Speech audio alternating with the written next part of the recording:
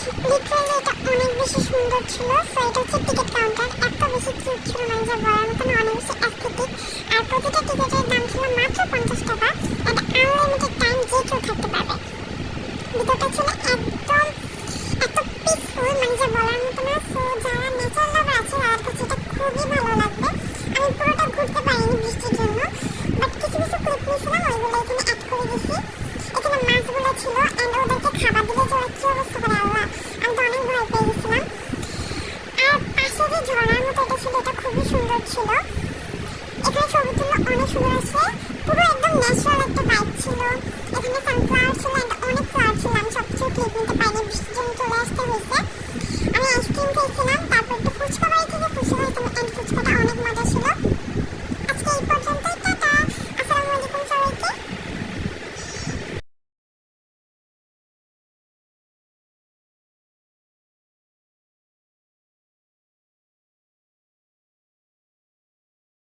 Hello আসসালামু আলাইকুম। So আমরা চলে গিয়েছিলাম ফান টাউনে অ্যান্ড লিটারালি এটা অনেক বেশি সুন্দর ছিল। সো এটা হচ্ছে টিকিট কাউন্টার, এত বেশি কিউট ছিল মানে যা বলার মতো না, অনেক বেশি অ্যাস্থেটিক।